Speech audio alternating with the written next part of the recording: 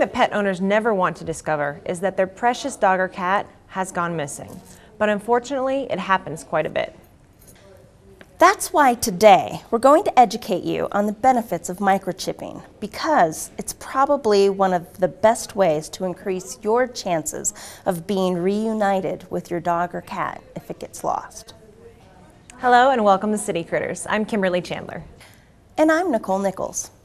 If you've ever had questions about if you should have your pet microchipped, how it's done, or even if it works, then you're going to want to stay and hear what we have to say today.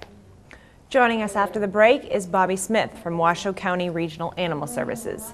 He's an expert on microchipping and will tell us everything that you've ever wanted to know.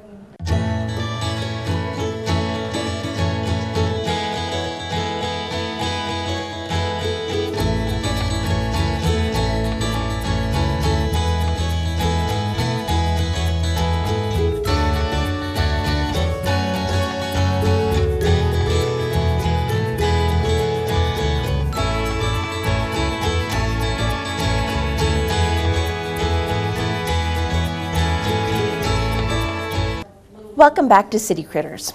With us is Bobby Smith, Field Supervisor for Washoe County Regional Animal Services. Bobby, thank you for being with us. Thanks for having me. Let's start with something simple. Can you tell us exactly what is a microchip?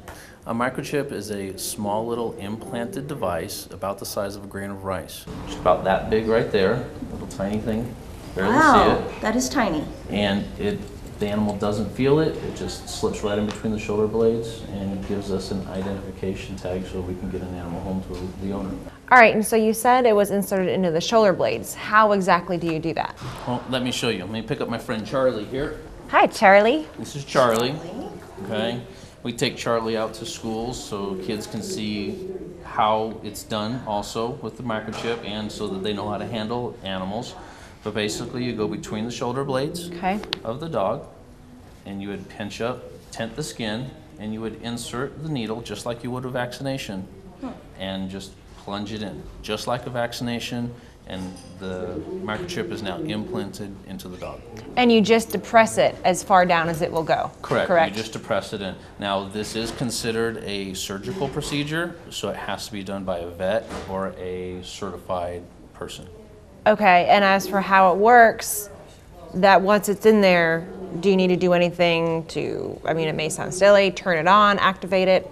Once it's in there, what do you do from there to make sure the animal is protected? It's actually on right now, okay? Oh. It is just a radio receiver type chip, and you implant it in there, you're good to go. You scan the animal after it's implanted to make sure that it's there. You maybe want to check it another week or two later just to make sure that it did implant, it did stay in, didn't fall out. Does it hurt the pet? Nah, it's just like you go give your blood, giving blood or getting a vaccination for your pet. It's just like that.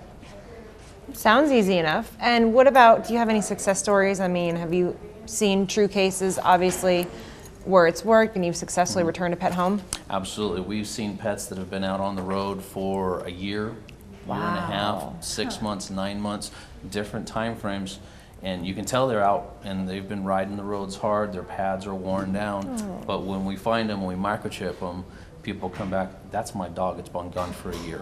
Wow. So we have had great success stories. So you find a stray, you bring it in, how do you determine if it's microchipped and the identification?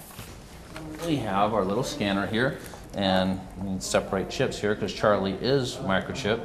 This is a scanner, this is a universal scanner. Okay, it will scan all microchips that are out on the market today. So we turn it on, we push the read button, and there's the number. Oh, wow. Okay, there's the number, Charlie's microchip number. Now, as long as this number is registered with us, we can look up in our computer, call the owner, and get the animal back home to the owner. It sounds like there's a big database then of Correct. various microchips and the animal's owner's information and so forth. Because a lot of people, I've heard them talk about, oh, I think my pet's microchipped. Can you just turn it on and use it like a GPS? No, you can't use it like a GPS. We don't have that technology yet for our pets. Okay, but once you do get the animal microchipped, you get paperwork. You can register it with the company of the microchip, but we highly recommend you come down to Washoe County Regional Animal Services and register that chip with us. That way we get your address, your home phone number, all your cell phone numbers. Right. An officer in the field catches an animal, they scan it, they see the microchip, they look it up. We've got all your information, and instead of your animal having to come to the shelter, this is your animal's ride home. This number. Animal never has to even enter the shelter Correct. at all. That's great. Now, what if you move? If you move, you need to let us know. There's 2 ways to do it, or it's actually 3 ways. You can call us on the phone, you can come down in person, or you can go onto our website at washoecounty.us/animal. Well, that is all incredible information, and I've already learned something personally just from listening to this. After the break, stay with us, and we'll be talking more about return to owner rates right here in Washoe County. I'm afraid to open my eyes. I'm afraid yesterday was all a dream, and I'll wake up and still be in the shelter. 1, 2, 3.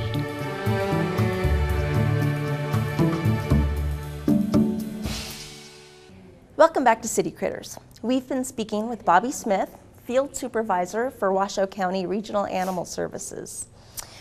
Now, my understanding is that Washoe County, we have one of the highest return to owner rates in the country.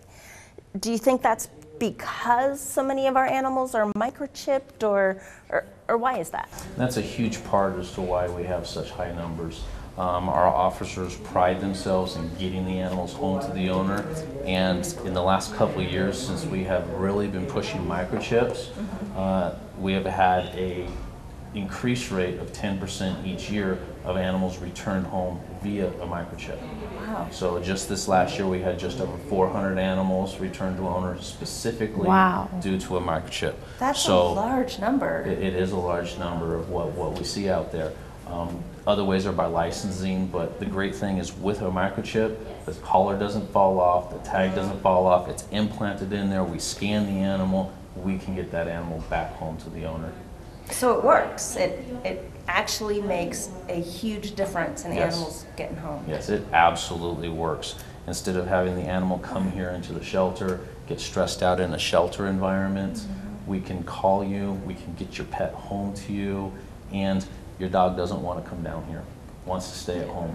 So Of course. really, we really push the microchip. So you would agree then that having your pet microchipped is the single most important way, the most important thing someone can do to ensure that their pet gets returned home safe and sound? Yes, microchip your animal and register it with the county. That way, we take the handy dandy scanner, we find that number, we call you, we get your pet home. So if people want to microchip their pet, how do they go about doing that? Okay, as I said, a microchip is considered a surgical procedure, so you have to go to your vet or a licensed person that works under a vet, and the cost varies anywhere from $30 to $60 plus or minus a office visit, but it's a very good thing to get done. Right. Pretty impressive. Bobby, is there anything else you'd like to share with our guests today? I would just like to let everybody know a microchip is your animal's ticket home. And without that microchip, without a license or anything, we don't know who the animal belongs to. It has to come to the shelter, and that stresses your animal out. So it's very important that we get the word out and everybody gets their animal's microchip. Right. Awesome. Well, thank you for being here. Thank you very much for having me. Thank you. Thank you so much. Thank you. It's my pleasure.